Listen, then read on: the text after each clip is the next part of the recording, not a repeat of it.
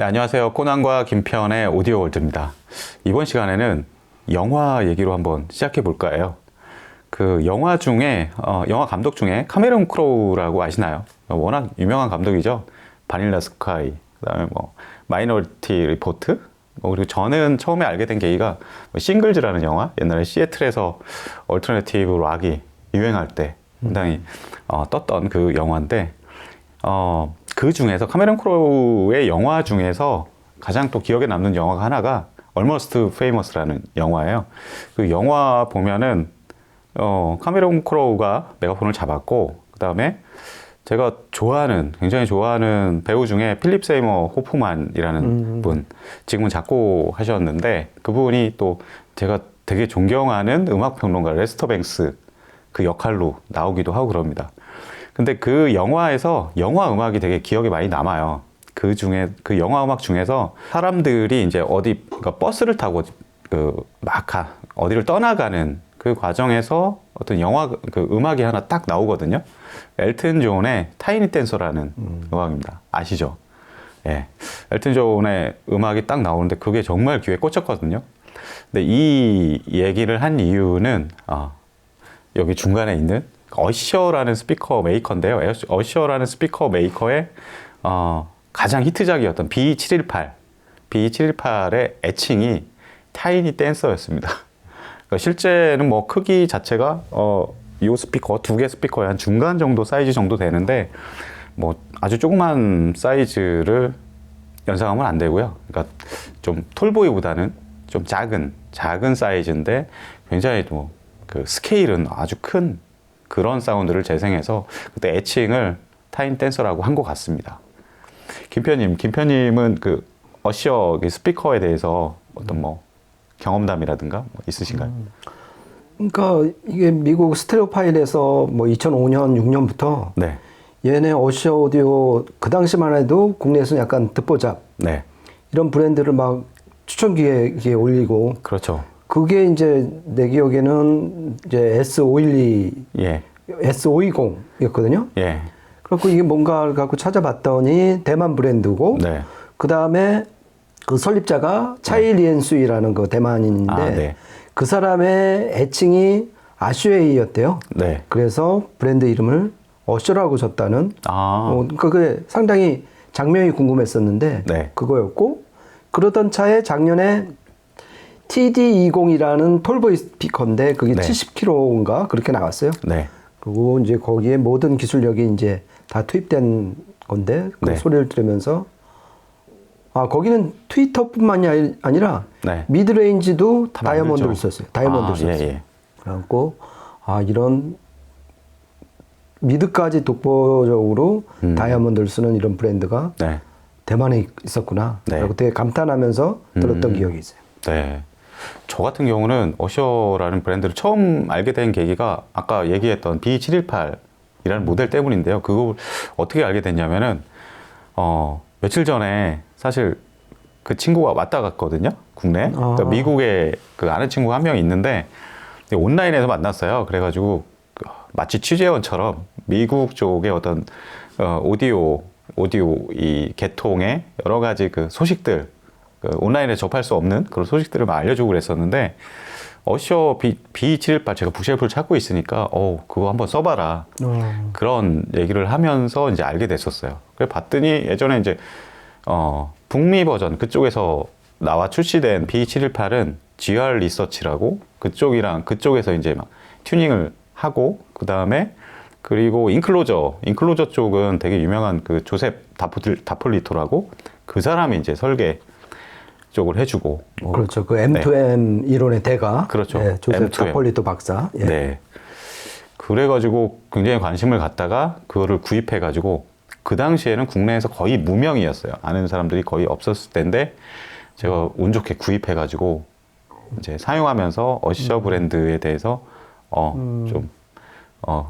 상당히 좀 감흥을 많이 받았습니다. 그럼 그때 베를린 트위터를 썼던 모델을 썼던 거예요? 그때는 이제 DMD가 다이아몬드 트위터가 나오기 이전이었죠. 이전이니까 베를린. 네네. 그래서 알게 됐어요. 네. 그러면은 오늘 이제 오프닝은 이 정도에서 하고, 전체적으로 이제 어셔 스피커 저희가 이번에 소개시켜 드리는 거는 댄션 미니 X 이쪽에 있는 요게 좀 그 메인인데 그 외에 다른 또 두 가지 모델이 있습니다. 그 세 개 모델에 대해서 전반적으로 좀 살펴보는 시간을 갖도록 하겠습니다. 일단은 팩트 체크 시간. 팩트 체크. 네, 김편님이 한번 설명해 주시면 고맙겠습니다. 네, 기다렸어요. 네, 팩트 체크 너무 재밌어갖고. 네, 일단 어셔 오디오는 1972년에 이제 대만에서 설립이 되었고 주로 OEM 위주로 하다가 2000년대 초반부터 아까 코난이 말한 것처럼 네. 미국 GR 리서치를 통해서 네. 업그레이드 버전이 이제 따로 네. 유명세를 치르면서 얘네가 이제 본격적으로 북미 시장부터 진출을 한 거죠. 네, 그리고 처음 유명세를 치른 것은 2007년에 나온 아까 코난이 썼다는 네. B718. 718. 그 다음에 2012년에 다이아몬드 버전이 이제 막 나오기 시작을 했어요. 그렇죠. 이제 벨린 트위터에서 다이아몬드 트위터로 이제 바꾼 거죠. 네, 그렇게 하다가 2014년에 보란 듯이 나온 게 이 네. 댄서 미니 X. 미니 X 다이아몬드예요. 네. 말 그대로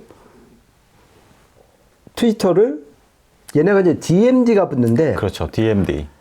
다이아몬드는 물론 이제 천연 다이아몬드는 아니고 네. 이제 탄소 그 원자를 그러니까 화학 정착 기법으로 네, 씨앗처럼 불려나가는 거예요. 네. 그것이 마치 강도가 다이아몬드처럼 됐다. 네. 그래서 이제 화학 정착 기법으로 키운 네. 다이아몬드를 이게 강하긴 한데 잘 부러지니까 네, 다이아몬드가 원래 그렇잖아요. 네. 그래서 가운데 메탈 판을 넣고 물론 얇은 판이겠죠. 네. 양 사이드에 그러니까 다이아몬드 박을 붙였다. 네. 그래서 DMD예요. 네. 다이아몬드 메탈 다이아몬드. 네.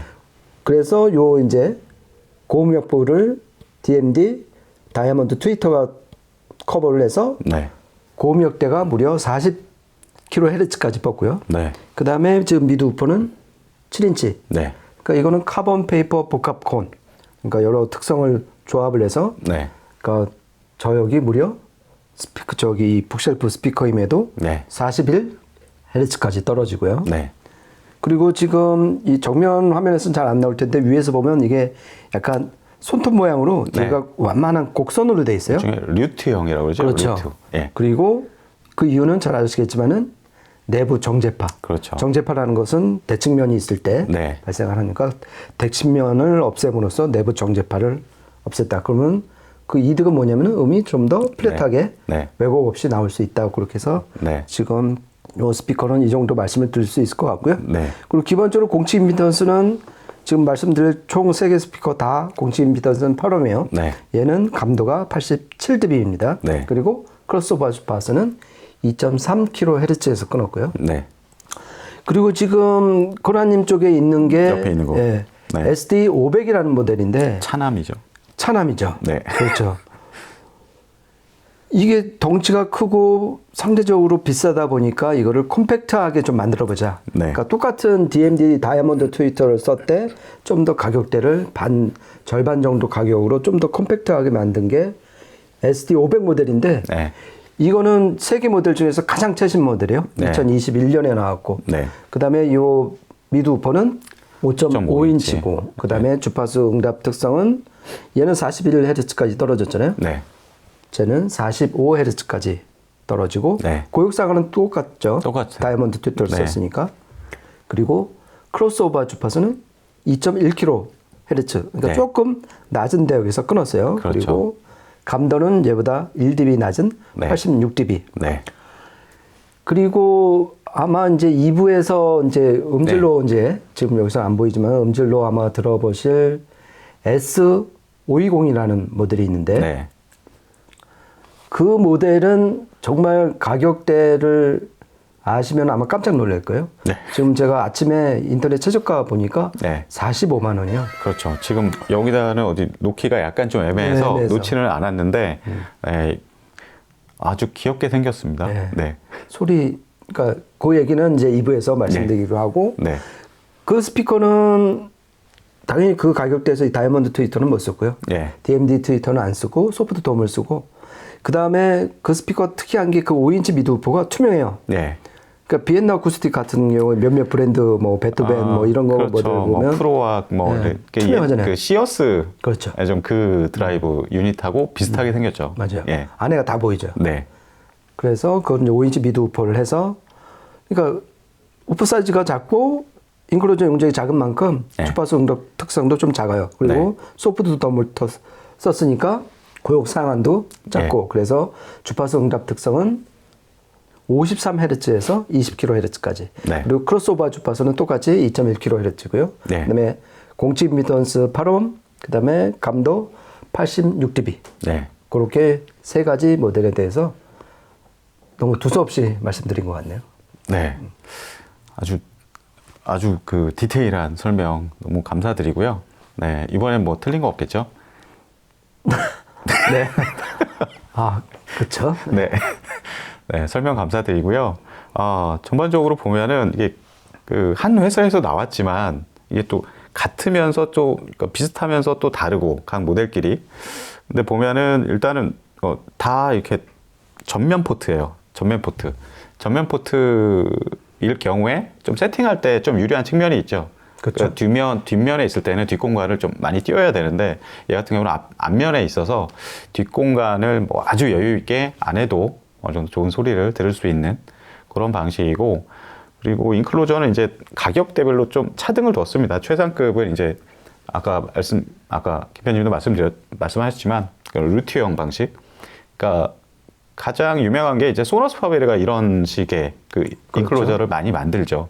예, 음향적으로 좋고 보기에도 상당히 예쁩니다. 그 다음에 저는 이 SD500 있잖아요. SD500이 상당히 좀 가격 대비 성능이 상당히 좋아요. 이것도 왜냐면 트위터를 똑같은 걸 쓰잖아요. 예, 그렇죠. 근데 그 구경은 조금 다르죠.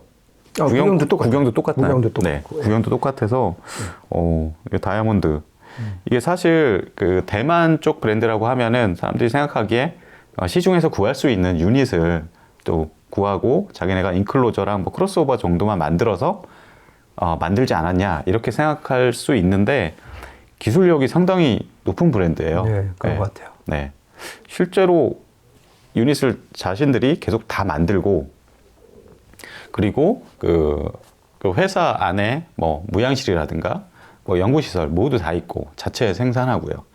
전반적으로 그 어셔 오디오가 초반에 B718이나 이런 걸로 해서 미국 시장에 진출하면서 상당히 호평을 많이 받고 뭐 스테레오 파일이나 이런 그 되게 보수적이고 까다로운 평론가들이 평가하는 그런 그 매거진에서도 추천기기에 오르고 그랬던 이유가 명확하지 않았나 저는 그렇게 생각이 듭니다. 네, 이번 시간에는 어셔의 세 가지 모델에 대해서 전체적인 설계와 어떤 스펙 특성들 좀 분석을 해봤고요. 실질적인 성능은 다음 회에서 공개하도록 하겠습니다. 지금까지 코난과 김편의 오디오 월드였습니다. 감사합니다. 고맙습니다.